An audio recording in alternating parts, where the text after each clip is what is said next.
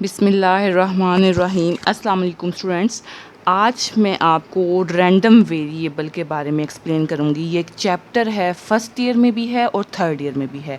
Random variable का chapter अगर first year के हवाले से बात की जाए तो ये चैप्टर नंबर 8 बनता है, ठीक है, चैप्टर नंबर 8। और अगर हम थर्ड ईयर में देखें तो ये चैप्टर नंबर 7 बनता है, ठीक है। और ये मैं कोशिश मेरी यही है कि फ़र्स्ट ईयर के लिहाज से भी कंप्लीट हो और थर्ड ईयर के लिहाज से, लेकिन थर्ड ईयर के कुछ टॉपिक मिस हो गए क्योंकि ये मोस्टली फ़र्स्ट ईयर का है, लेकिन थर्ड ईयर को भी ये सूट करेगा। अगर ये आप देखें, बस एक टॉपिक उनका मिसिंग है, जॉइंट प्रोबेबिलिटी डिस्ट्रीब्यूशन। अगर वो कहेंगे तो मैं उस पर सेपरेट वीडियो थर्ड ईयर को बना दूँगी जॉइंट प्रोबेबिलिटी डिस्ट्रीब्यूशन पे। अदरवाइज़ उनका सारा का सारा चैप्टर, ये चैप्टर नंबर 7 आ जाएगा और फर्स्ट ईयर का चैप्टर नंबर 8।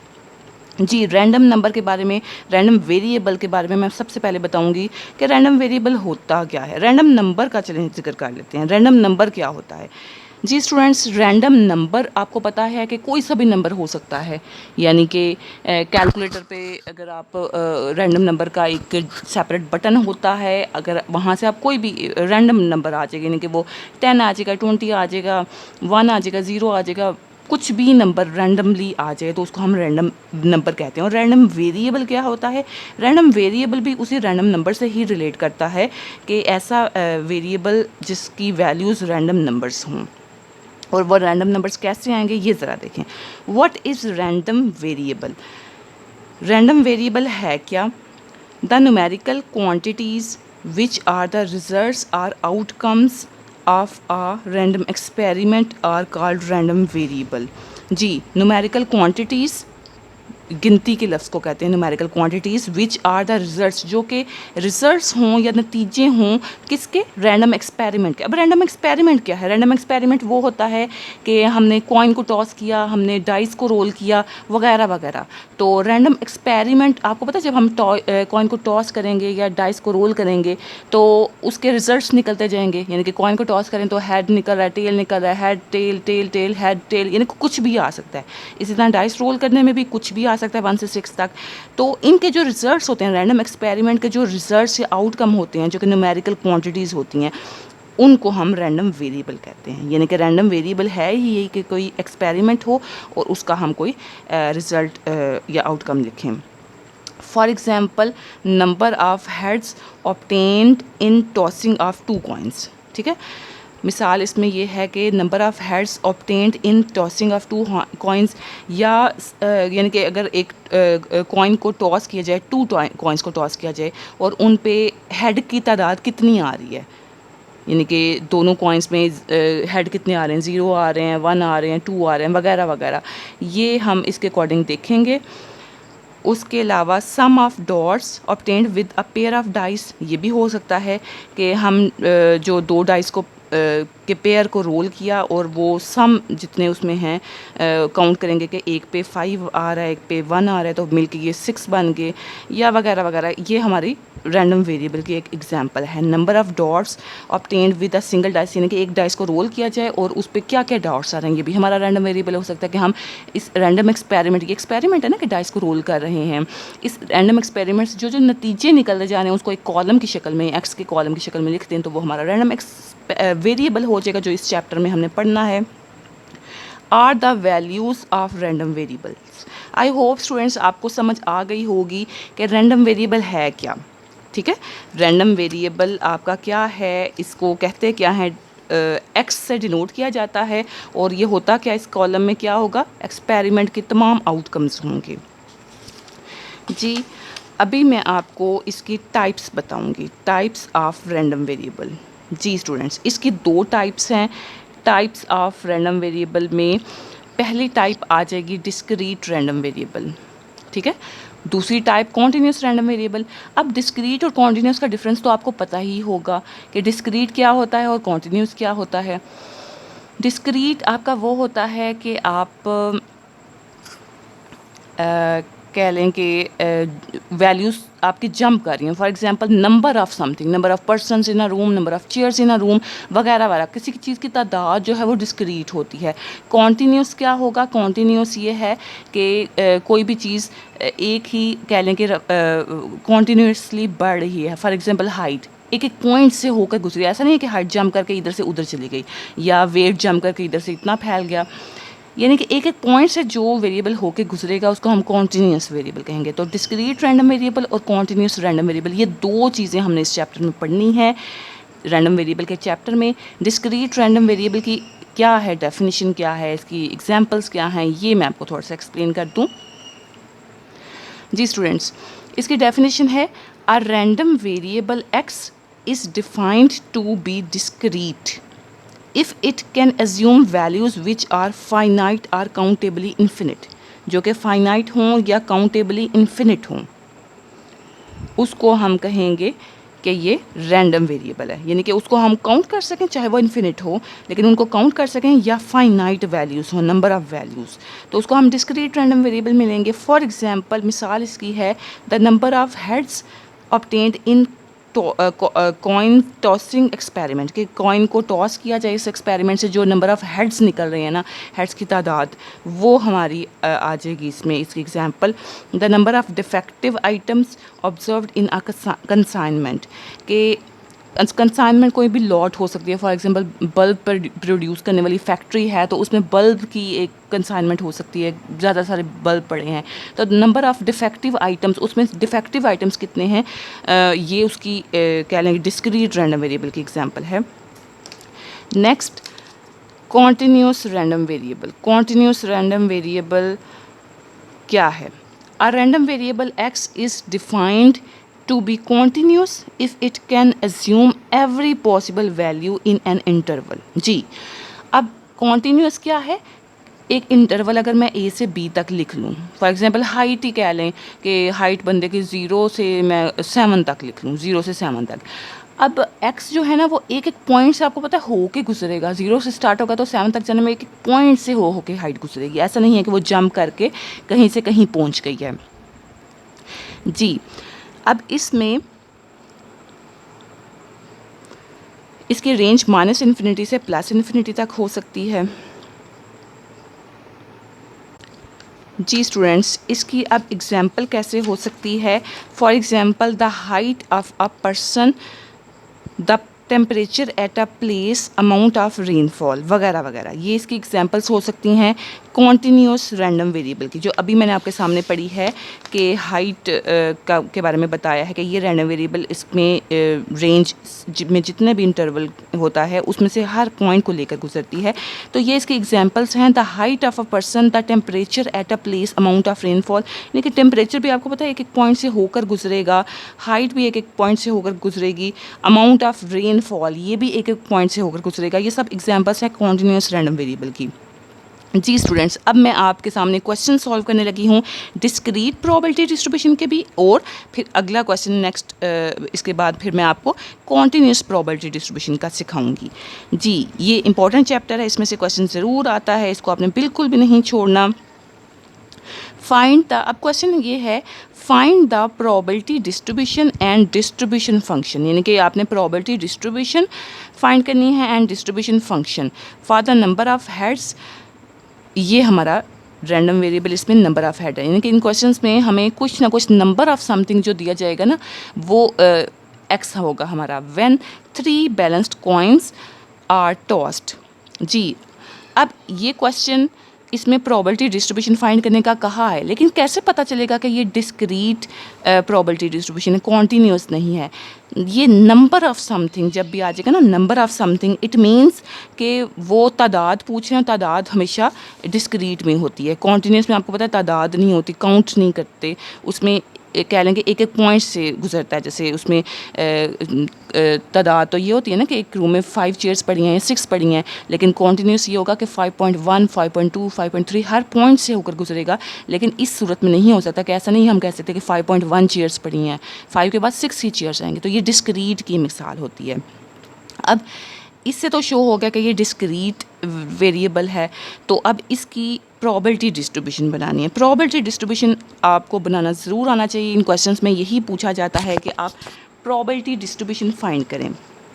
जी, अब पहला स्टेप इस क्वेश्चन में ये होता है कि आपने एक्सपेरिमेंट देखना है, आपका एक्सपेरिमेंट है। फाइंड में क्वेश्चन दोबारा से पढ़ रही हूँ, find the probability distribution and distribution function for the number of heads यानी कि number of heads when 3 balanced coins are toss, जब 3 कॉइन्स टॉस किए जाएं तो उसमें नंबर ऑफ़ हेड्स कितने आ रहे हैं, ये हमारा क्वेश्चन है।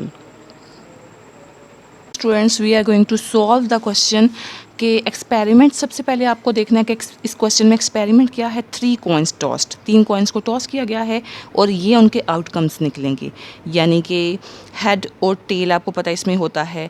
तो एक कॉइन का क्या, 3 कॉइन्स है ना, 3 कॉइन्स का हमने सैम्पल स्पेस कैसे बनानी है। एक कॉइन के रिजल्ट्स हेड टेल एक तरफ लिखते हैं और इस तरफ क्या लिखना है, इस तरफ जो रिमेनिंग एक कॉइन 3 में से एक तो निकल गया, एक के तो आउटकम्स इधर आ गए, बाकी 2 रह गए। 2 कॉइन्स के आउटकम अपने इधर लिखने हैं। 2 कॉइन्स के आउटकम कैसे हो सकते हैं, head head, head tail, tail head, tail tail. ये 4 कैसे आए हैं, ये भी इस तरह से निकले हैं कि अगर हेड टेल और हेड टेल होता तो उसको हमने head head, head tail, tail head और टेल टेल, ये 4 आउटकम्स 2 कॉइन्स के हैं। 2 कॉइन्स है ना, 2 कॉइन्स के 4 आउटकम्स इधर लिख दिए और एक कॉइन के आउटकम्स इधर। तो जब इकट्ठा उनको लिखे हैं, यानी कि हेड को हेड हेड के साथ, हेड को हेड टेल के साथ, हेड को टेल हेड के साथ, हेड को टेल टेल के साथ, टेल को हेड हेड के साथ, tail head tail, tail tail head, tail tail tail, ये 8 टोटल आ गए आउटकम्स हमारे पास 3 कॉइन्स के टॉस्ट होने के। नेक्स्ट मैं आपको इसका बताऊंगी कि हमने आगे इस क्वेश्चन को सॉल्व करने के लिए क्या करना है। एक्सपेरिमेंट तो हमने निकाल लिया जी स्टूडेंट्स, अभी हमने इसमें प्रोबेबिलिटी डिस्ट्रीब्यूशन हमसे पूछी गई है। प्रोबेबिलिटी डिस्ट्रीब्यूशन कैसे निकालनी है, हमारे पास एक एक्स का कॉलम हमने बनाना है जिसमें जो कि नंबर ऑफ़ हेड्स है। नंबर ऑफ़ हेड्स क्या होंगे, 0 1 2 3, ठीक है। आपने एक प्रोबेबिलिटी ऑफ एक्स बनानी है जो कि ये कॉलम कैसे आएगा, ये कॉलम प्रोबेबिलिटी के फार्मूले से आएगा। प्रोबेबिलिटी में क्या फार्मूला है, अच्छा यहाँ पे तो ये कॉलम मैं यहाँ से देख सकती हूँ ना कि नंबर ऑफ़ हेड्स 0, 0 कितनी दफ़ा है, सैम्पल स्पेस मौजूद है, इसमें देखें 0 हेड कितनी दफ़ा है। ये एक अकेला ना जिसमें 0 हेड है, बाकी तो सब में कम से कम एक हेड तो ज़रूर मौजूद है। ये एक अकेला है जिसमें 0 हेड है, तो 0 हेड होने की तादाद 1 है। 1 डिवाइड बाई 8, 1 जितनी टोटल तादाद मौजूद है और 8 जितनी टोटल तादाद है, यानी कि m और n फार्मूला होता है प्रोबेबिलिटी का। 1 जो इसकी फेवर में है, 0 हेड होने की फेवर में 1 है, 1 आउटकम है, 1/8 और टोटल आउटकम्स 8 हैं। 1 हेड, x का कॉलम में 1 शो कर रहा है कि नंबर ऑफ़ हेड 1 हो। ये 1 कितने में है, 1 हेड काउंट करें, इसमें तो 3 है, इसमें 2 हैं, इसमें 2 हैं, इसमें 1 है। 1 2 3, 3 हेड, 3 आउटकम्स ऐसे हैं जिनमें 1 हेड है। तो 3 डिवाइड्स बाय 8, ये हमारे पास प्रोबेबिलिटी के फार्मूले से 3 डिवाइड बाय 8 आ गया। 1 के सामने, 2 के सामने क्या आएगा, यानी 2 हेड हैं, इसके सामने क्या आएगा, 2 हेड, यानी कि एक ये वाला, एक ये वाला, 1 2 3, 3 ऐसे आउटकम्स हैं जिसमें 2 हेड आ रहे हैं। 3/8 और 3 हेड कितनों में है, यानी कि 3 के 3 हेड हों, ये एक अकेला है जिसमें 3 के 3 हेड आ रहे हैं। तो 3 यानी कि 1/8 एक अकेला है। ये हमारे पास बना प्रोबेबिलिटी ऑफ एक्स का कॉलम, एक्स भी बन गया, प्रोबेबिलिटी ऑफ एक्स भी बन गया। ये 2 कॉलम बनाने का ही नाम है प्रोबेबिलिटी डिस्ट्रीब्यूशन। आपसे प्रोबेबिलिटी डिस्ट्रीब्यूशन पूछी गई है, यही 2 कॉलम आपने बनाने हैं, तो ये हमारा प्रोबेबिलिटी डिस्ट्रीब्यूशन का काम मुकम्मल हो गया। अब मज़ीद क्वेश्चन में क्या पूछा गया है कि आपने एक तो प्रोबेबिलिटी डिस्ट्रीब्यूशन निकालनी है, दूसरा डिस्ट्रीब्यूशन फंक्शन निकालना है। डिस्ट्रीब्यूशन फंक्शन को एक तो कैपिटल एफ एक्स से डिनोट करते हैं और इसका वही काम है जो सी एफ का काम था। आपने फ्रिक्वेंसी डिस्ट्रीब्यूशन पहले बनाई हुई है, उसमें सी एफ कम्युलेटिव फ्रिक्वेंसी को कहते हैं ना कि फ्रिक्वेंसी को जमा करते हैं। ये डिस्ट्रीब्यूशन फंक्शन यानी कि कैपिटल एफ एक्स का काम भी वही है, यानी कि आपने इसको जमा करना है, इसको एज इट इज़ लिखें, नेक्स्ट इसमें इसको जमा करें, ऊपर वाली वैल्यूज़ 3 + 1 4, 4 + 3 7, 7 + 1 8, ये हमारे पास कैपिटल एफ एक्स आ गए हैं। ये एग्जाम्पल क्वेश्चन हमने सॉल्व कर लिया है।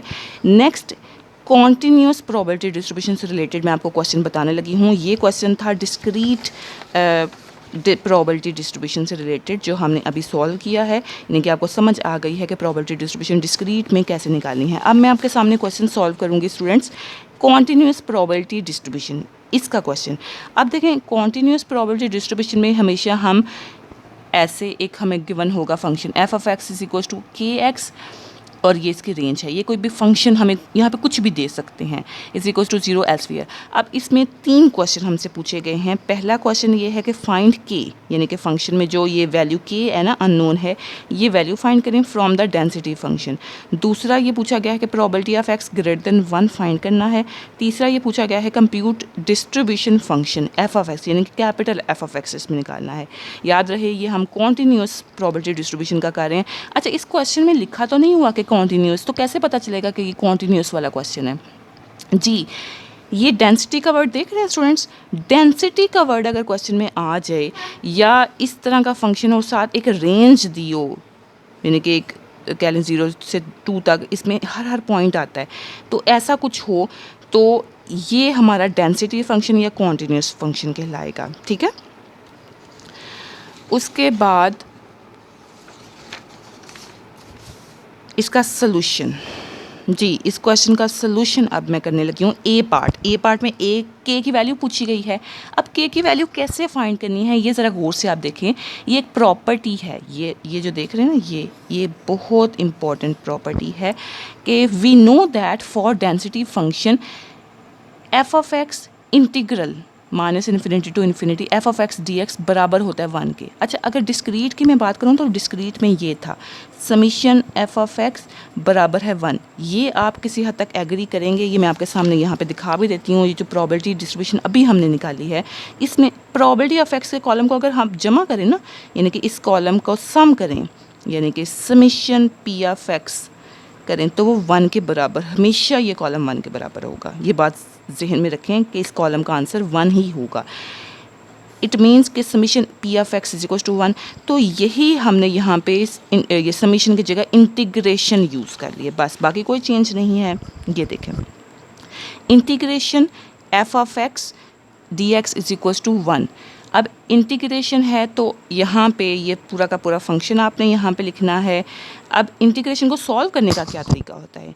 क्वेश्चन में हमें रेंज क्या दी गई है? क्वेश्चन की रेंज अगर हम देखें तो क्वेश्चन की रेंज 0 से 2 तक दी है, तो इस इंटीग्रेशन में 0 से 2 तक लिखना है। ये तो फार्मूले का है ना कि -∞ से इन्फिनिटी इसकी रेंज होती है, लेकिन क्वेश्चन में हमें रेंज 0 से 2 तक दी गई है। K X D X is equal to 1। अब इंटीग्रेशन को सॉल्व करने का क्या तरीका होता है कि जो कोई भी कांस्टेंट है, ये कांस्टेंट है ना, कांस्टेंट अगर कुछ मल्टीप्लाई हो रहा हो तो वो एज इट इज़ आ जाएगा। जो वेरिएबल है उस पर इंटीग्रेशन अप्लाई होती है। कैसे अप्लाई होगी? एक्स है ना, एक्स की पावर में क्या है? 1 है, तो पावर में जो भी मौजूद हो, चाहे यहाँ पे 2 होता, पावर में 3 होता, आपने इसमें +1 करना है। ठीक है, अभी क्या था? अभी 1 पावर में मौजूद है, तो 1 + 1 मिलके 2 हो गया, और जो ऊपर आपका रिजल्ट आया वही आपने यहाँ पे डिवाइड में लिख देना है। kx² ओवर 2, 0 से 2 तक इसकी रेंज है, इज इक्वल टू 1। समझ आ गई स्टूडेंट्स आपको कि x अकेला मौजूद है, तो इसकी इंटीग्रेशन कैसे अप्लाई हुई है? x का स्केयर बना दिया। क्यों बनाया? क्योंकि ऑलरेडी इसके पास 1 पावर में था, तो 1 + 1, पावर में 2 भी होता ना तब भी मैंने +1 करना था, यानी कि 2 होता पावर में तो 2 + 1 3 हो जाना था, और नीचे भी मैंने 3 लिखना था। अभी मैंने पावर में 2 लिखा है तो नीचे भी 2 लिखेंगे, और 0 से 2 इसकी रेंज है, इज इक्वल टू 1। जी, अब इसके बाद ये इसकी रेंज अप्लाई करनी है हमने। k/2 बाहर आ जाएगा और अंदर x² है, x² पे आपने इसकी रेंज अप्लाई करनी है। एक बार ऊपर वाला हिस्सा अप्लाई करना होता है, एक बार नीचे वाला हिस्सा माइनस साइन के साथ। ये तरीका है रेंज अप्लाई करने का। आप एक बार दोबारा से सुन लें कि एक बार ऊपर वाली रेंज अप्लाई करनी है माइनस, एक बार नीचे वाली रेंज अप्लाई करनी है, कि 2² - 0², ठीक है, is equal to 1। 2² means 4, 4k divide by 2 is equal to 1। तो ये हमारे पास 2k इज इक्वल टू 1, यानी कि k का हमारा आंसर 1/2 आ गया। अब काम आपने ये करना है, k का आंसर आपने फंक्शन में पुट कर लेना है। फंक्शन हमारे पास ये था kx, तो अब हमारा फंक्शन क्या बन गया? k की जगह अगर मैं 1/2 पुट कर दूँ तो x/2 हो गया, यानी कि फंक्शन हमारा न्यू अब आ गया है f of x is equal to x/2।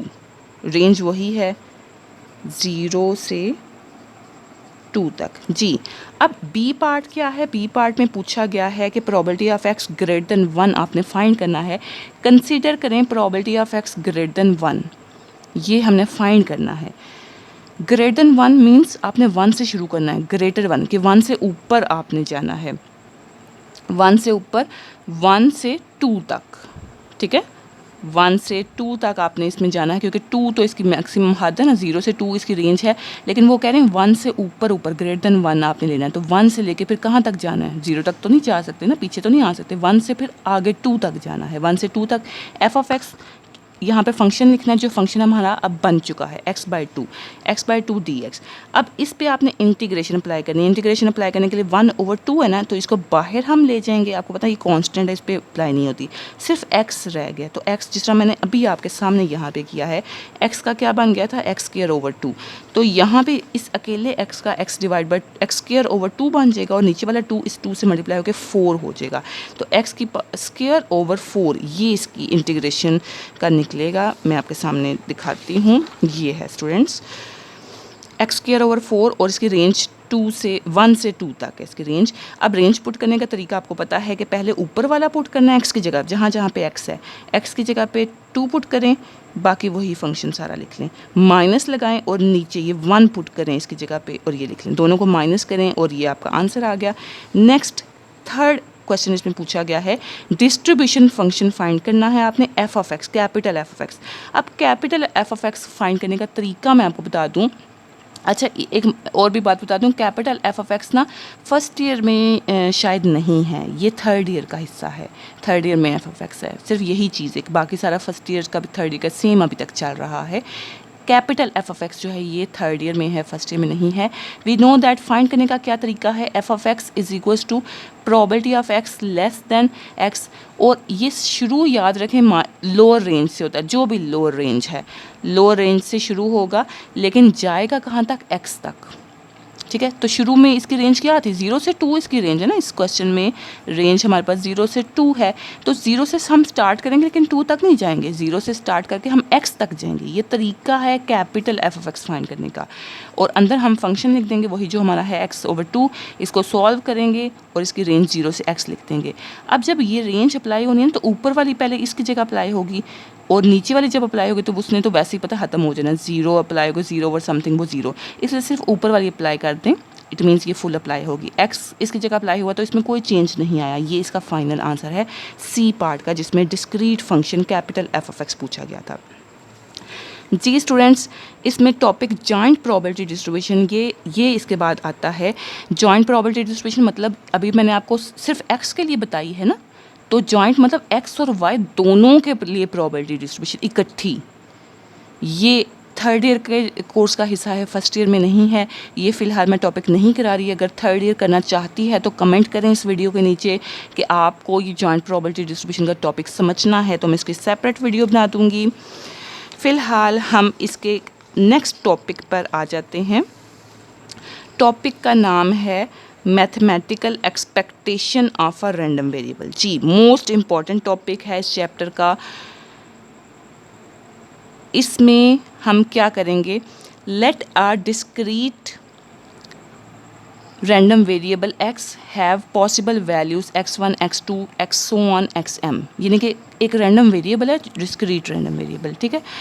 उसकी ये वैल्यूज़ हैं, ये तो आपको पता ना, इसकी ये वैल्यूज़ हो सकती हैं रैंडम वेरिएबल की, विद कॉरस्पॉन्डिंग फ्रिक्वेंसीज, और उनकी फ्रिक्वेंसीज ये हैं। फ्रिक्वेंसीज मतलब प्रोबेबिलिटीज़, ये बात याद रखें कि फ्रिक्वेंसी प्रोबेबिलिटी को ही कहते हैं, प्रोबेबिलिटी का ही नाम है। प्रोबेबिलिटी हो गया, उसके बाद इसकी यानी कि ये रैंडम वेरिएबल भी मौजूद है, इसकी प्रोबेबिलिटीज़ भी मौजूद हैं, सच दैट इस तरह से प्रोबेबिलिटीज़ मौजूद हैं कि summation F of x is equals to 1, कि इन सारी प्रोबेबिलिटीज़ को हम अगर सम करें तो वो 1 के बराबर। ये हमको मैंने बात बताई है ना कि प्रोबेबिलिटी ऑफ एक्स, जैसे ये प्रोबेबिलिटी ऑफ एक्स के कॉलम को सम करें तो 1 होता है। यानी कि कहने का ये मकसद है कि इसमें ये कंप्लीट प्रोबेबिलिटीज़ मौजूद हों उस कॉलम में, कि उसका सम करें तो वो 1 हो जाए। अब कह रहे हैं मैथमेटिकल एक्सपेक्टेशन है क्या, देन मैथमेटिकल एक्सपेक्टेशन और इसका दूसरा नाम है expected value is denoted by E of X, और इसका फार्मूला है summation X F of X. जी, ये फार्मूला है summation X F of X कि आपको करना क्या है, उसके एक्स के कॉलम, जो एक्स का कॉलम ये बना होगा और एक ये फ्रिक्वेंसीज का कॉलम होगा, इन दोनों को आपस में मल्टीप्लाई करके एक नया कॉलम बनाना है और उस कॉलम को जमा करेंगे तो वो समीशन, यानी कि अगर हमारे पास एक्स का कॉलम मौजूद है, हमारे पास एफ ऑफ एक्स का कॉलम मौजूद है, तो इन दोनों को मल्टीप्लाई करके इस कॉलम का सम लेंगे तो वो हमारा एक्सपेक्टेड वैल्यू ऑफ एक्स का कह लें आंसर आ जाएगा। जी, इससे रिलेटेड क्वेश्चन मैं आपके सामने एक दो क्वेश्चन सॉल्व करूँगी। पहला क्वेश्चन आपके सामने है कि आपने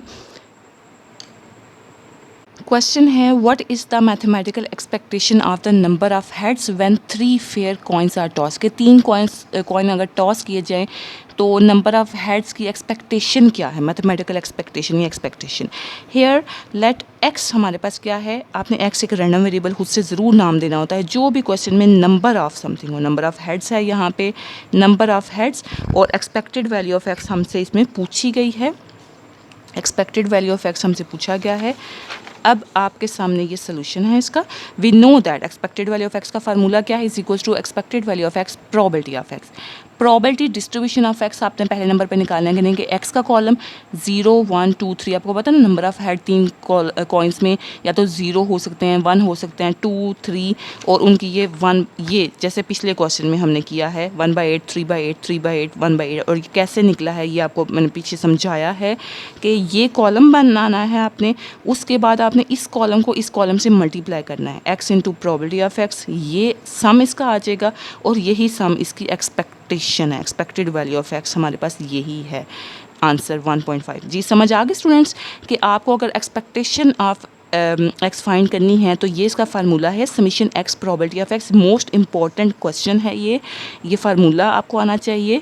और ये बनाने का प्रोसीजर क्या है कि समीशन से आगे जो भी कुछ होता है उसका कॉलम बनता है, यानी कि एक्स का कॉलम पहले बनाना है, प्रोबेबिलिटी ऑफ एक्स का कॉलम बनाना है और फिर दोनों को मल्टीप्लाई कर लेना है। यहाँ पे ये क्वेश्चन हो गया कंप्लीट। नेक्स्ट क्वेश्चन है आपके सामने मैं रख रही हूँ। If it rains an umbrella salesman can earn $30 per day, यानी कि एक दिन में वो $30 कमा सकता है अगर बारिश हो जाए किसी दिन, अम्ब्रेला बेचने वाला। इफ़ इट इज़ फेयर, अगर मौसम फेयर है, ही कैन लूज़, तो उसको नुकसान होगा $6 का per day. What is his expectation if the probability of rain is 0.3? तो अब इसकी एक्सपेक्टेशन पूछी जा रही हैं कि उसकी कितनी उम्मीद होगी कि एक्सपेक्टेड वैल्यू ऑफ एक्स क्या होगा if the probability of rain is 0.3, अगर हमारे पास प्रोबेबिलिटी ऑफ रेन 0.3 है। तो इसके अलावा अब मैं आपके सामने इसको क्वेश्चन को सॉल्व करती हूँ। इससे रिलेटेड क्वेश्चंस अक्सर पेपर में आ जाते हैं। आपके सामने मैं इसको सॉल्व करती हूँ, आप ज़रा देखें इसको कैसे सॉल्व किया है। जी, ये इसका सलूशन है। गिवन इन्फॉर्मेशन हमारे पास जो है वो आप लिख लें, नोट कर लें कि गिवन इन्फॉर्मेशन है क्या। इफ़ इट रेन तो सेल्समैन कितना कमा सकता है $30। इफ़ इट इज़ फेयर तो कितना उसको नुकसान हो सकता है, $6 का नुकसान, तो -6 लिखा हुआ है। और प्रोबेबिलिटी ऑफ रेन बारिश होने की प्रोबेबिलिटी भी दी हुई है, चांस कितना है, और एक्सपेक्टेड वैल्यू ऑफ एक्स पूछ लेने की उसकी कमाई कितनी हो सकती है। वी नो दैट अब फार्मूला हमें पता है कि expected value of x is equals to summation X probability of X. ये फार्मूला है। दो ही चांसेस हैं, या तो बारिश हो या बारिश ना हो, तो दो कैटेगरीज हैं, दोनों को प्लस कर लें इस फार्मूले के साथ, यानी कि 1 लिख लें और 2 लिख लें। एक्स यानी कि कमाई, एक्स इसमें ना पैसे होंगे, $30 वो कमा रहा है और प्रोबेबिलिटी बारिश होने की प्रोबेबिलिटी 0.3 है। x2 नुकसान उसको कितना हो रहा है, $6 का नुकसान -6, और x प्रोबेबिलिटी ऑफ उसकी प्रोबेबिलिटी क्या है, यानी कि फेयर होने की प्रोबेबिलिटी क्या है, बारिश होने की प्रोबेबिलिटी 0.3 है। तो ये 0.7 कहाँ से आया, ये तो क्वेश्चन में नहीं दिया हुआ।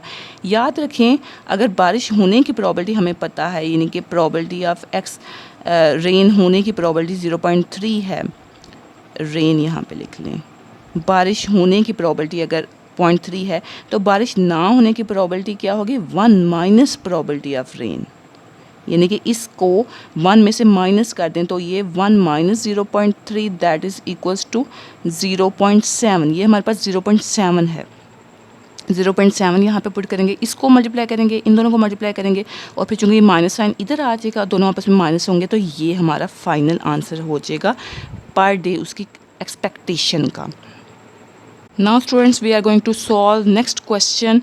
A man draws 2 balls from a bag containing 3 white and 5 black. एक बैग है उसमें 3 वाइट हैं और 5 ब्लैक बॉल्स हैं, यानी कि टोटल 8 बॉल्स हो गए हैं उसमें और 2 ड्रा करने हैं, ठीक है, 2 उसमें से ड्रा करने हैं। इफ़ ही रिसीव्स, ये भी एक्सपेक्टेशन वाला क्वेश्चन है, इफ़ ही रिसीव्स ₹70, अगर उसको 70 रुपये मिल रहे हैं फॉर एवरी वाइट बॉल, कि वाइट बॉल ड्रा हो तो उसको 70 रुपये मिलेंगे। ही ड्रॉस एंड ₹7, तो उसको 7 रुपीज़ मिलें फॉर एवरी ब्लैक बॉल पे।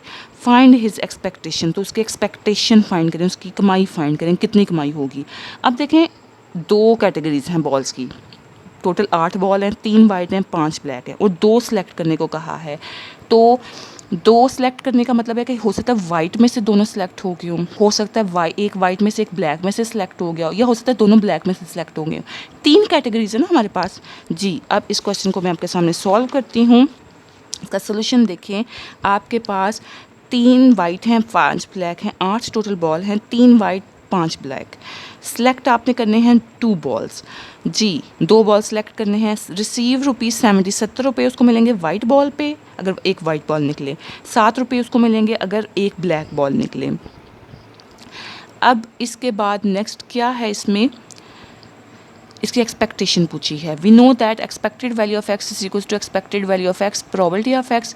अब इसमें चूँकि 3 कैटेगरीज थी ना, इसलिए 1 2 3, यानी कि एक कैटेगरी थी कि दोनों वाइट बॉल निकले, एक कैटेगरी थी कि एक ब्लैक एक वाइट निकले, एक कैटेगरी है कि दोनों ब्लैक बॉल निकले। ये तीनों लिख लें। पॉसिबल वेज क्या हो सकते हैं, यही जो मैंने आपको अभी एक्सप्लेन की हैं, 2 white balls, 1 black ball, 2 black balls. और इसकी प्रोबेबिलिटीज़ ये हो सकती हैं P1 P2 P3। P1 है 3/28, ये कैसे निकला है, ऊपर 2 कैटेगरीज बनाएं, वाइट वाली और एक ब्लैक वाली, और नीचे आपने एक कैटेगरी रखनी है। ऊपर 3 और 5, ये कैसे लिखा, ये 3 और 5 है ना हमारे पास, तो ऊपर 3 5 लिख लें और इस 3 में से 2 सेलेक्ट कर लें क्योंकि वाइट में से 2 सेलेक्ट करने हैं, और इसमें से 0 क्योंकि 2 पूरे हो गए हमारे, डिवाइड में 8 में से 2 पूरे तो करने हैं ना। अब इसको सॉल्व करने का तरीका आपको पता है, कैलकुलेटर में C आप यूज़ करें, 3C 2 5C 0 मल्टीप्लाई करें आपस में और 8C 2 डिवाइड करेंगे, तो ये आपका प्रोबेबिलिटी, पहली प्रोबेबिलिटी आ गई। दूसरी प्रोबेबिलिटी कैसे निकलेगी, 3C1 5C1 और 8C2, 8 में से 2 पूरे कर लें और एक दोनों में से निकाल लें। यहाँ पे क्या आएगा कि 5 में से 2 निकालें, 3 में से 0 और 8C2, ये 3 प्रोबेबिलिटीज़ आ गई हैं प्रोबेबिलिटीज़। अब इन तीनों को हम यूज़ करेंगे जी। ये आपके सामने मैंने सॉल्व किया है ये वाला क्वेश्चन कि expected value of x is equal to expected value of X probability of X, और इसकी जगह पे 140 और प्रोबेबिलिटी ऑफ एक्स की जगह पे ये P1, एक्स की जगह पे ये 140 कैसे आया जी, चूँकि ये P1 है ना, ये P2 है और ये P3 है। P1 रिलेटेड किससे थी कि दोनों के दोनों वाइट बॉल्स निकले, और एक वाइट बॉल मिलने पे 70 रुपये का इनाम था, तो 2 वाइट बॉल निकलने पे फिर 70 × 70 140। यहाँ पे क्या था, एक वाइट और एक ब्लैक बॉल, तो एक वाइट पे 70 रुपये है और ब्लैक पे 7 रुपीज़ है, तो 70 + 7 मिल के 77 रुपीज़ बन जाते हैं। दोनों वाइट का क्या मतलब, दोनों ब्लैक बॉल्स निकले तो 7 + 7 14 रुपीज़ ओनली। आपको पता ना एक्स की जगह पे हम रुपीज़ लिखते हैं, उनके साथ P1 P2 P3 है।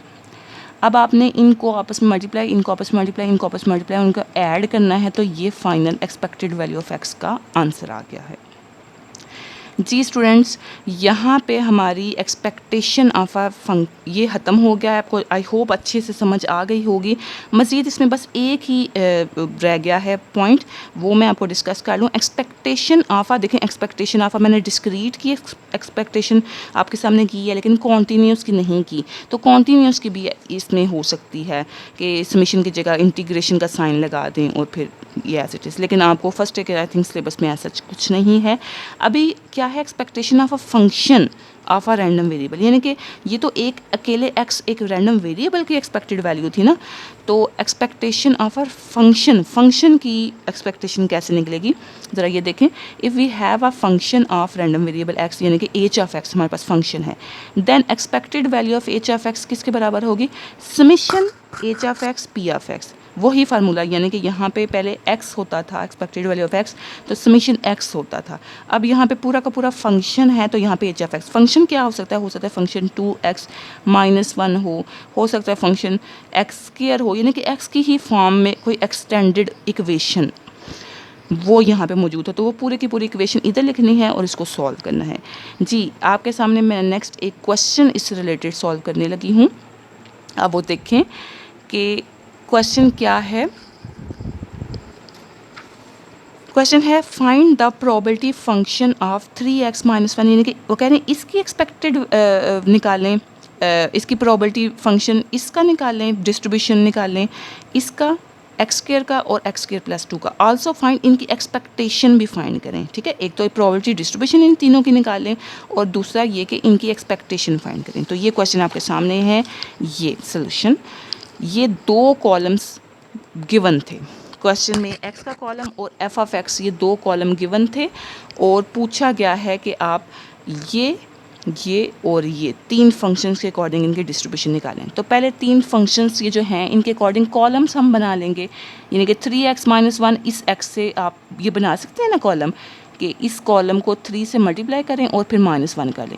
3 मल्टीप्लाइड बाई 1 3 माइनस 1 2, 3 2 ज़ा 6 माइनस 1 5, 3 3 ज़ा 9 9 माइनस 1 8, 4 3 ज़ा 12 12 माइनस 1 11, 5 इंटू 33 15 माइनस 1 14। ये हमारे पास कॉलम बन गया पहले का, इसको हम y1 कह लेंगे, ठीक है, नाम ही दे रहे हैं ना, कोई सा भी नाम दे दें। दूसरी इक्वेशन एक्स स्क्वायर, यानी कि इसका स्क्वायर करके लिख लें। तीसरा क्या है y3 का, इसको नाम देंगे एक्स स्क्वायर प्लस 2, इसका स्क्वायर करें और फिर प्लस 2 करके लिखते जाए, यानी कि 1 स्क्वायर 1 1 प्लस 2 3, 2 स्क्वायर क्या होता है 4 4 प्लस 2 6, 3 का स्क्वायर 9 9 प्लस 2 11, इस तरह करके आपका ये कॉलम बन जाएगा। अब हमें प्रोबेबिलिटी डिस्ट्रीब्यूशन याद रखेंगे, हमने इक्वेशंस y1 y2 y3 बना तो ली हैं, तो इनकी भी तो हमें प्रोबेबिलिटीज़ चाहिए ना। ये तो x से रिलेटेड प्रोबेबिलिटी तो ये है f ऑफ x या प्रोबेबिलिटी ऑफ x, बात एक ही है, और इससे रिलेटेड भी तो हमें चाहिए ना। याद रखें x के आगे कोई भी फंक्शन एक्सटेंड हो जाए, ये हो जाए ये हो जाए ये हो जाए, उसकी इन तीनों के प्रोबेबिलिटीज़ यही रहेंगी, यानी कि प्रोबेबिलिटी का यही कॉलम रहेगा, इसमें कोई चेंज नहीं है। ये बात ज़रा ध्यान से देख लें कि इसमें कोई चेंज नहीं आएगा, ये एज इट इज़ रहेगा। यानी कि हमें नेक्स्ट अब एक्सपेक्टेशन पे काम करना है, expected value of this function, expected value of this function, expected value of this function. अब इसका फार्मूला मैंने आपको क्या बताया, समीशन लगाएं और ये पूरा का पूरा इधर लिखें, साथ एफ ऑफ एक्स लिखते हैं। अब इसका हमें फिर कॉलम चाहिए, तो ये कॉलम तो मौजूद है 3, इसका कॉलम तो मौजूद है, इसको मल्टीप्लाई कर दें एफ ऑफ एक्स से, एफ ऑफ एक्स के कॉलम से, यानी कि इसको मल्टीप्लाई कर दें इस कॉलम से, 2 multiply this 1 5 multiply by this 1, और यहाँ पे वैल्यूज आप रिकॉर्ड करते जाएं, ठीक है। इसका सम करेंगे तो ये हमारा आ जाएगा 7.1, इसकी एक्सपेक्टेशन। दूसरे के एक्सपेक्टेशन के लिए हमें जो हमने एक्स स्क्वायर का कॉलम बनाया ना, इसको एफ ऑफ एक्स से मल्टीप्लाई कर लें, यानी कि मैंने आपको बताया ना कि इसकी प्रोबेबिलिटी वही रहेगी, प्रोबेबिलिटी में कोई चेंज नहीं आएगा। इसको इससे मल्टीप्लाई कर लें, कॉलम इस कॉलम को इस कॉलम से मल्टीप्लाई करके यहाँ पे लिख लें और फिर उसको जमा कर लें और फिर ये आंसर। तीसरे के लिए कॉलम मैं यहाँ पे नहीं बना सकी, जगह ख़त्म हो गई थी, लेकिन तीसरे में भी काम यही करना है। ये भी डन हो गया, ये भी डन हो गया, ये रह गया। इस कॉलम को प्रोबेबिलिटी के कॉलम से मल्टीप्लाई करें, एक नया कॉलम बनाएं और फिर उनको ऐड अप करके यहाँ लिख लें। जी, यहाँ पे आपकी ये एक्सपेक्टेशन आ गई हैं किसकी, इक्वेशन की, अगर इक्वेशन आपके पास मौजूद हो तो। फॉर डेंसिटी फंक्शन कॉन्टीन्यूस के लिए भी मैं आपको एक क्वेश्चन बता देती हूँ, छोटा सा है, देख लें कि अगर आपके पास फंक्शन ये मौजूद है ये, और इसकी रेंज 0 to 1 है और इसकी एक्सपेक्टेड वैल्यू पूछ ली है, तो जैसे यहाँ पे फार्मूला है, मैंने आपको सिखाया कि इसका फार्मूला होता है डिस्क्रीट में समीशन, डिस्क्रीट में formula summation x into F of X, ये फार्मूला होता है ना एक्सपेक्टेड वैल्यू ऑफ x का। तो सेम वे पे कॉन्टीन्यूस में फार्मूला है इस समीशन की जगह इंटीग्रेशन का साइन आ जाएगा, एक्स की जगह पे एक्स, एफ ऑफ एक्स की जगह एफ ऑफ एक्स, और डी एक्स आपको पता है इंटीग्रल साइन के साथ मौजूद होता है। ये पूरा फंक्शन, यहाँ पे आप पूरा फंक्शन लिखें, एक्स एज इट इज़ लिखें। अब इसको 2 बाहर लिख लें और ये अंदर x 1 माइनस एक्स रह जाएगा, ठीक है। ये मिलके क्या हो गया, x square over 2 minus x cube over 3, ये हो गया ना। अब इस पे इंटीग्रेशन अप्लाई करनी है,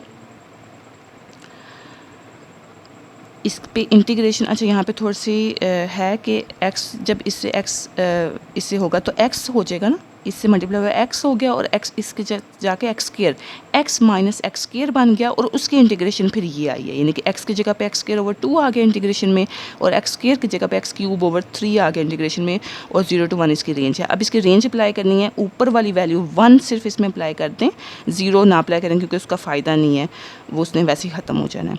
1 अप्लाई करेंगे इधर भी और इधर भी, तो ये आ गया। इसको सॉल्व करेंगे तो ये हमारा रिजल्ट आ गया, यानी कि आपको expected value of x continuous में भी, डेंसिटी फंक्शन में भी समझ आ गई है। आई होप आपको इसमें क्वेश्चन में अब कोई मिस्टेक नहीं रही होगी, लेकिन फिर भी अगर आपको कुछ इशू हुआ रैंडम नंबर्स, रैंडम वेरिएबल के चैप्टर में, तो आप मुझसे डिस्कस कर सकते हैं। मैं आपको क्वेश्चन कोई मसला है सॉल्व भी करवा सकती हूँ। Okay, thank you so much students, अल्लाह हाफिज़।